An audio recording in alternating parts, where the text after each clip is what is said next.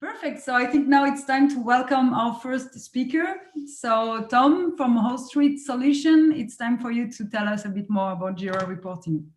All yours, Tom. Okay, thank you very much, Flora. Hi everyone, my name is Tom and thanks so much for the introduction. So today, as Flora just said, I'm going to be talking about Jira reporting best practice. And this is going to be a little bit of an introduction on just what reporting is and why in Jira. And then going into who it's for and ultimately showing you how you can build simple reports using our add-on custom charts and how that integrates with project data and Profields. So I'll start sharing my screen now and we'll get started. Okay, let me just jump across. So hopefully there you can see the presentation. Okay, so I'm just going to jump straight into it by saying this keyword, maintainability. So this is something that you may not think about when you're building reports. Reports tend to normally have different criteria. They need to look nice, or they need to be built quickly, or they need to show the correct data. And all of those are true. But an oft forgotten part of reporting, yet a critical piece, is the maintainability of that. If your reports are critical to your business and really important that they're accurate, well, then they need to be maintainable. So anyone should be able to edit them and understand them. If it's built, and if it's a complete black box of code that some intern wrote 2 years ago, then it's not actually that useful, even if you're using it in a critical way. So maintainability is super important when it comes to reporting. And I just want you to be thinking about that in the back of your mind as we go through this. Everything comes back to who could build this after me? Does someone understand what I've built and how it works? And that can be really useful. Okay, so here's my analogy. This is how I see a lot of companies when I went in as a consultant. And you tend to have this reporting overlord, or this very small subset of people that are super talented, PhDs in data science, learn all the different coding languages they need to make their charts. And that's great. You can do absolutely amazing things with that level of reporting. The tools that I've listed here are really powerful. And the standard reporting, the basic reporting, isn't and is never going to be instead of this. It should always be as well as, because you can see here you've got a problem. You've got a bottleneck. So you've got a knowledge bottleneck and a time bottleneck. And both of those are risks to the business, but they're also a high monetary cost. If everyone could self-enable and find the data themselves, that would save everyone a lot of time and also bring more value from the data. Jira is an amazing tool for putting information in. It's very easy to create lots of tickets and to structure and organize your data, particularly using add-ons like Profields, where you can actually get a lot in. But the question is, how do you get it out? And then in terms of that, a lot of people, they have some choices. They can export it to Excel.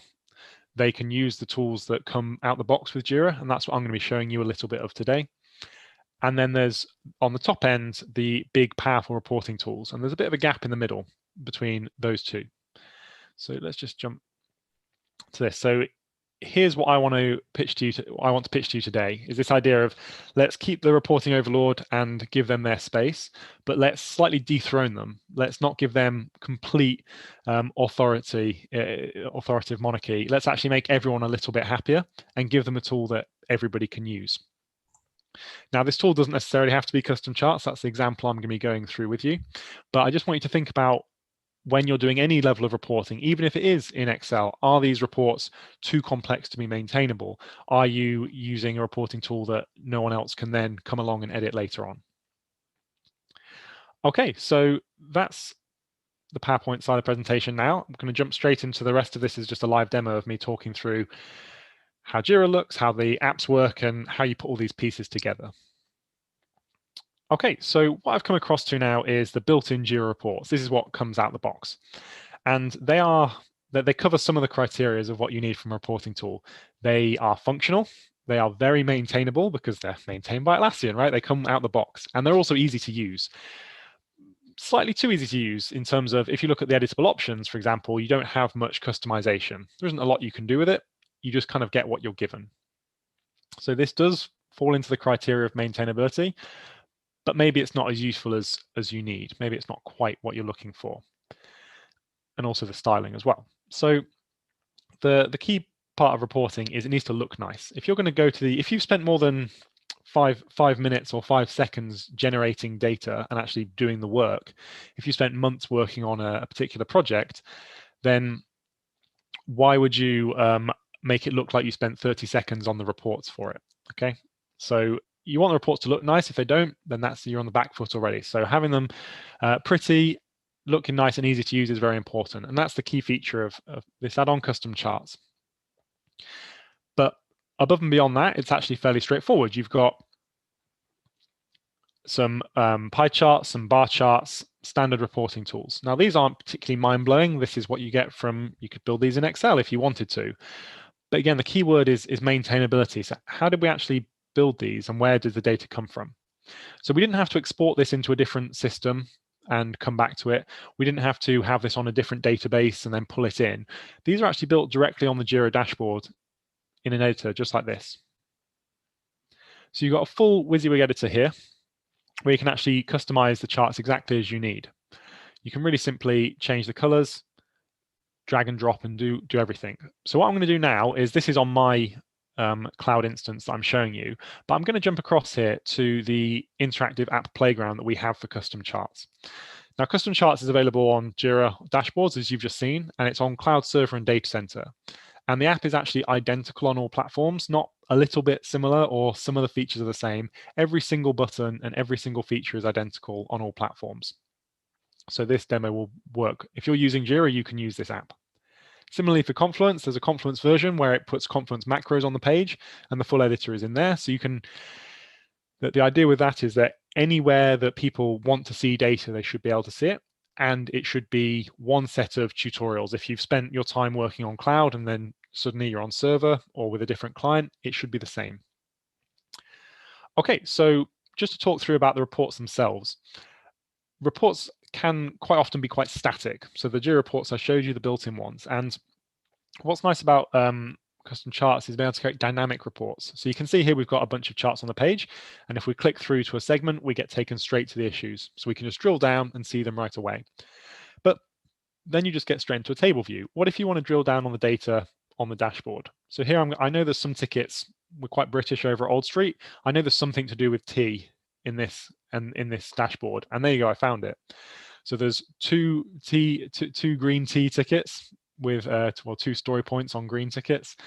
I can see when it was, in this case, due. So this was due and it's unresolved on that date. So all this information is now dynamically visible on a single dashboard.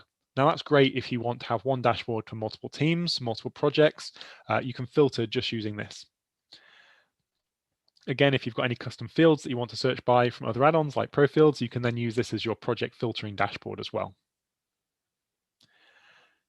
So that's showing you why you'd want to use it. Again, it's just to say it's worth having reporting, but that's not what I want to hammer the point for this presentation, because people tend to know why they want reports. Maybe because someone asked them to see it, or they've used them before. What I want to talk about is how you make them. And the idea with this is that when you start with custom charts, it should be simple. You should be able to just jump into the tool and not have fear of generating reports. You hear it with writers, for example, blank page syndrome, right? Where you've got to start from scratch on a blank page every time, and you have to remember every button, every feature, or maybe it's coming to the end of the month, you've got 5 minutes before your meeting, and now you've been asked to make a big report, and you don't have time to go back through those long YouTube videos to remember how you did it last month. And that all comes down to maintainability. Even if you're the expert, that doesn't mean you always know what you're doing. The phrase I like to use is democratizing data. Let's give the power back to the people. They've built the data. Let's democratize it and allow them to build the reports themselves.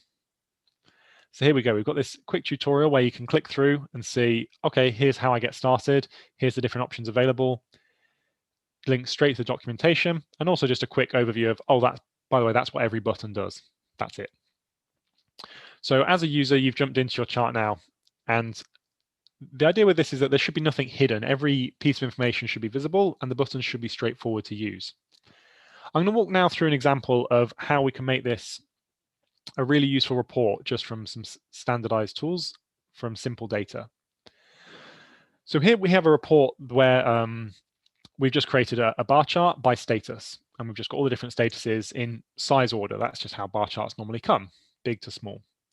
But we want to make this really useful. So I'm going to go through a few steps now to make this an incredibly useful report. And the takeaway for you should be that, wow, actually, I could redo this myself. And also anyone could just pick this up. I don't have to be the controller of this anymore. It should be simple. Okay, so what we've got here is we're charting by status and we're counting the number of issues. So let's pretend this was our sprint. We want to make a sprint report for the current sprint. Well, we know the order of our board, we know the columns. We've got backlog at the start, but we want done to be at the bottom. And actually we want closed to be below that. We do want to see in review, so we're going to show it there because it's empty. And we're going to move those together. But what we really want in our column is actually in progress and in review are the same column. It's just our work in progress. And instead of having to go to a Jira admin and ask them if they can change anything, we just go to here and type in review. And there you go, just by simply clicking one option, it's jumped in and now you've got your column. Brilliant, that's just like your board. And we're going to rename it as well, so it's exactly like your board. There you go, work in progress. Now for this report, I'm not that keen on seeing blocked. It's not relevant to who the people I'm trying to present to or the dashboard that I'm using. Blocked isn't to do with me. So instead of having to remove it from the filter that I've pulled this in from, I'm just going to click hide there and it's gone. So really powerful features, but super simple buttons. Again, nothing's hidden. If someone came to this report and said, oh, I wonder how this was built, they don't have to dig through custom code or anything. It's here. This is hidden. This has been renamed. This is the grouping. Even if you hover over this, you can see the statuses underneath that were grouped, which gives you all the power and the control without having to do too much. Let's go a few steps further then. So right now, this is just a one-dimensional bar chart, but let's change this to a two-dimensional stacked. So we're going to keep now the statuses. You can see all the statuses and everything are the same, but now we're actually breaking it down by assignee. Okay, so now we can actually see per number of issues, how many issues per assignee are in each status. This is actually slightly different to a sprint burn down. If we were halfway through the sprint right now, on a sprint burn down, it would say, great, you've completed maybe half of your work or half the story points, but it doesn't tell you that much. It doesn't give you the overview like this. So again, a step further, let's change what we're counting from issues. Let's change it to story points. And now this tells a very different story. If you were halfway through your burn down and you say, great, we're on track, we've done 50% of our issues. But in reality, actually, you could have a real problem coming up with one particular user, in this case, Van Helsing, has got a huge amount of story points still in to do. And by the look of this, they're probably not going to get done. So it gives you a kind of a sprint health, a team overview. And you can do that for other statistics like time spent, or original estimate would give you a similar view. Okay, so now we've actually got, if I jump back to story points, a really useful chart that means something to our team. If I have this on a dashboard, we could actually have this per day and everything would start in the backlog and we'd see the story points marching through the sprint as we go.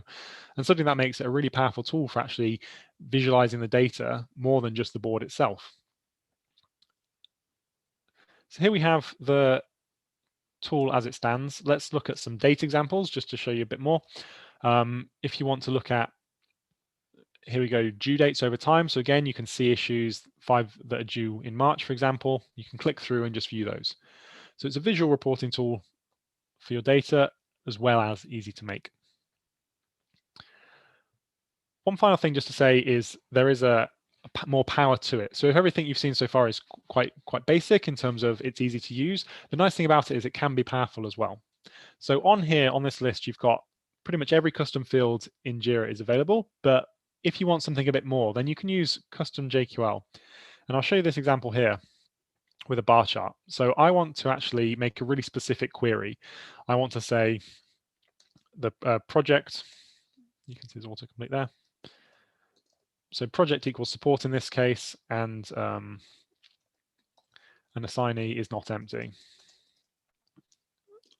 Okay, so I found the 32 issues in that case. Now, this was fairly basic JQL that I could use, but that can get even more complicated. And what that means is you can build up a bar chart or a table or whatever you want to show exactly what you need. And again, you don't need to learn a custom scripting language. You don't need anything else. JQL comes with Jira. There's vast amounts of tutorials and you need it for lots of work you do. If you want to have created the filters using the basic searcher in Jira, so you've just clicked all the buttons that Atlassian give you, that's fine too. Then save that as a saved filter and then just pick it from this list. So as a basic user, if you said, I do not know a single piece of code, every step of this, you can still build exactly the same charts as someone that is an advanced user. And again, it's all simple to edit and maintain. If you've gone to the effort of building a complex chart exactly how you want it with the right colors being consistent, so you know that Nick Fury is always dark blue in this case, you can export the configuration really simply in a single click, jump to a different dashboard, a different chart, a different instance. And when you paste it in, it will bring all the configuration with you. Not the data itself, just the configuration, so you don't have to constantly manually build them. And these are small things that anyone can do, all within the editor. And if I just jump back for some context, you can see that this is inside of Jira. You didn't go anywhere else, you didn't export it. You see every time we're clicking refresh issues, that data is being pulled directly from Jira. So it's up to date as much as you need it, not in some separate database. That means that this isn't a big data tool. This isn't great for looking at trends over millions of issues. There are a number of great tools for that over here in the reporting Overlord box. There's lots of tools that are perfect for that, but we want to focus on the 99% of people that aren't in that category. Everybody else should be given some power. And the idea is that if you were the absolute king in this case, the absolute monarchy, and you were constantly being pestered by the marketing or the sales team to change the color of your pie chart, that would probably drive you insane. And the idea is that if you are good enough to be making reports, then you probably shouldn't be making them for everybody in that respect. So that's why it's good to split the difference and say this is who it's for and this is who should use it. Okay, that's a general overview of the tool itself. Like I said, it works in Confluence. I'll just quickly show you that, just so you get some context around. You can have it wherever you want. And Confluence is quite nice because it is a standalone app, so you can have it just inside of Confluence. And what that means is that the reports load on a Confluence page, and it's a macro editor, which means that you've got every feature I just showed you inside of Confluence. One additional feature in Confluence is that you may not everyone that views the Confluence page may have access to Jira, and they may not have access to that particular project. So on the Confluence version of the app, you can actually select the user that the data will be loaded as every time. So I know that every single time this chart is loaded, it will look the same, no matter who views it, which is great for people in Confluence that don't have all the correct permissions and licenses for Jira. Okay, cool. So that's that. So like I said, in terms of Profields, we went through a big integration push last month to make sure that all of the custom fields that come with Profields, when they're mapped to a particular issue, you can start counting with those. So if we, in this case, we're looking for statuses, we chart by projects, and now we can actually see, okay, there are 3 projects that contain backlog and 1 project that is blocked. Now, if you use any of the Profield fields as well for that, you'll be able to get all of the powerful reporting you've seen here that's really simple to use, but use it with project counts and then all the Profield project fields as well.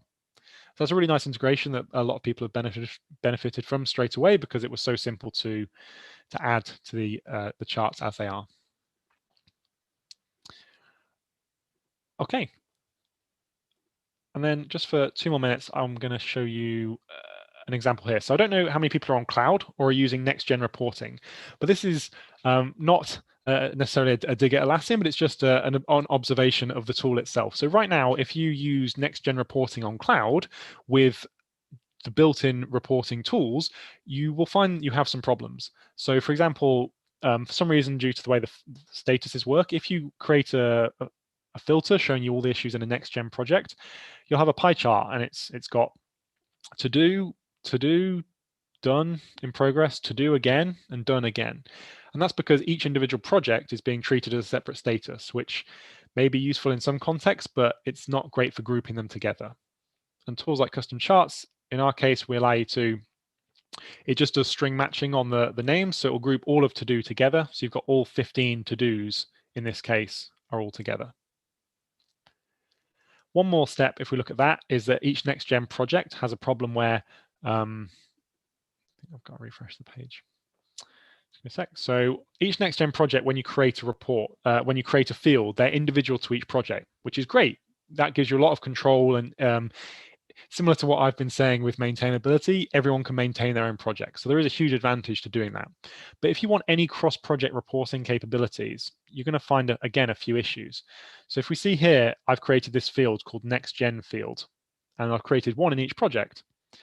Okay, so now we're a bit stuck because we can only pick one, and then we get given some options. None, irrelevant.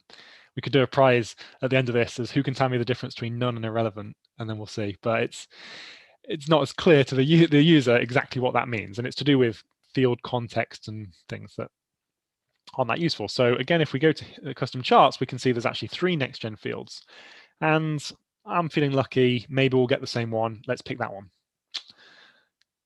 We weren't correct. We got it wrong. But it doesn't matter, because as long as the fields have the same name, we can just click match fields with the same name. And now we're actually going to pull in all 3 versions of that field into a single chart. And if you wanted to restrict it, reverse restrict it, you could then change the filter to only pull in the projects you needed. But it's just showing you that there are some additional benefits to using these tools. By using simple checkboxes, instead of having to be a Jira admin and change configuration, anybody inside the reporting tool is now given the power to do it. Okay, brilliant. I'm going to leave that there and then jump back. So this is the final slide of the presentation then, is to say the reporting tool comparison. And this is the key takeaway, is what you can do with a tool versus the experience required. Now, what you can do with different tools like Tableau, EasyBI, Power BI, Data Plane is enormous. It's almost infinite, pretty much anything you can do with those tools. But the learning curve is incredibly, sometimes insurmountably steep. If this was a mountain, lots of people would die before they made it to the summit, and they wouldn't get there. So, and a lot of people don't have the time. So the built-in reporting tool is even easier to use. As I said, it just comes out the box, but it's limited. And there is this sweet spot in the middle, which is where custom charts sits. It's to give power to everyone and actually free up the time and capability of the reporting overlords, the power users, to manage their smaller kingdom. Okay, thank you very much, everyone. That was me running through my presentation, and I want to leave some time for questions and just not to run over, because I know the first one will bump everyone else. Thank you very much, Tom Harris. Hello, everyone. I'm Federico Baronti from DEISER's Customer Support Department. Thank you very much for attending, and I'll be running the Q&A sessions. Please, if you have any questions that you think about during these presentations, do not hesitate to write them down in the chat, and I'll be running them through our presenters so they can answer them. Also, just someone asked before if this presentation was going to be recorded and then shared. Yes, please be sure that we will share this, so you can share this presentation with your colleagues, with the rest of your company, whoever. That was a really good question. So now to you, Tom, we have your first question. Yep. From Victor. He's asking, well, he's saying that he's currently testing the add-on. Mm-hmm. Is there an average function as, for example, story points? Yep. So what I want to show now quickly is that the add-on itself on the marketplace, if you go onto the Atlassian marketplace, you'll see at the bottom here, there's a public feature roadmap. So my answer is it's not quite available yet, but we have the count average median mode feature is designed, and it is on the backlog. So this public feature backlog actually shows you what we're working on today actively as a team. So you can actually see our active development as we go. So I can say that we are aware of it and it is coming, and you can see exactly where it is and when it's going to happen. As a feature itself, I'll just wait for this to load. You'll see how that's going to look.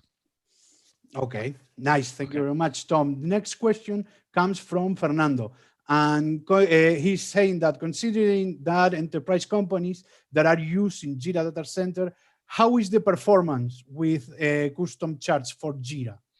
Performance is a good question at scale. So the key part, and I did say it at one point, is that custom charts is not a big data solution, right? And we don't just say that flippantly. We really mean it. It was built to not be a big data solution. So let's go onto the configuration settings, and you'll see we have some performance options. And this comes down to the other question as well. I think Ashish has asked a similar question. So yes, those are similar questions. So I'll cover both of those together. So the idea with performance is that everything is done in the browser. And that means that if we see this is my support dashboard that I use, this is my production dashboard that I'm using every day. And what you can see here is that almost all the processing is done in the browser. So if you have quite a few charts, that's okay for the user, but it won't necessarily affect the Jira instance. It doesn't put a high load on the system. In addition to that, all the requests are made directly via like the REST API on cloud or the standard issue search API on Jira on server. So what that means is it's making no extra load on the system other than exactly the same as if someone ran an issue search. That's all the data that we're taking out of Jira. In terms of performance itself, if I jump over to here, there are some options. So auto refresh can be a bit of an issue if you have lots of charts refreshing quite often.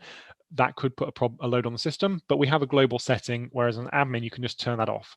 And now every single existing chart and future chart, past, present, and future, will just have that turned off within 60 seconds of you clicking that button. That's nice. Similarly, with the issued count, when we say it's not a big data solution, it could cause problems if you're allowed to pull in thousands or millions of issues. So we actually can allow the admin to restrict it. And if you do want to be restrictive, you could say only let charts load that have 5,000 issues or less. And that, again, a message comes up to the user saying the query you've written is actually quite returns too many issues. Please try being more specific. Nice. Perfect. That's a really good answer, and that's really helpful to the performance options. Then we have another attendee that is asking how I have many scripted fields that are made with Script Runner. How can I integrate those with custom charts? Can I achieve that? Can I see that? Good question. So yes, so with that custom chart, so it has the count field. So if you're trying to use an aggregation, we can actually see here there's a scripted number field, and this is built into the tool. So if you create a script runner field or any scripted field that has a type of number, when you click on it, it will then aggregate them together. So this is quite a simple one. The number field just has the number 2 in the field, and you can see there it just adds them up when you select it. If you wanted to do anything else, any custom field at all, most of those custom fields should be available on this list.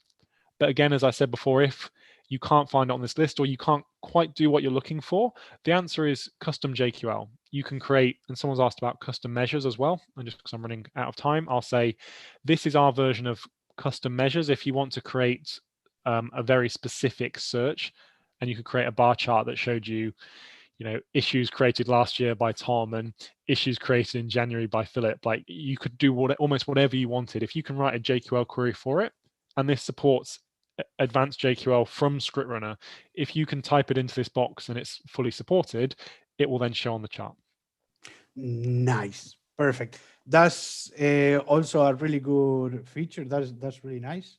I hope that answers the question. And I think that this is time. It's already 5:09, and we'll be going back to Flora now, so she can introduce our next guest. And thank you very much, Tom, for answering the questions. That's okay. Thank you, everyone. Thank you.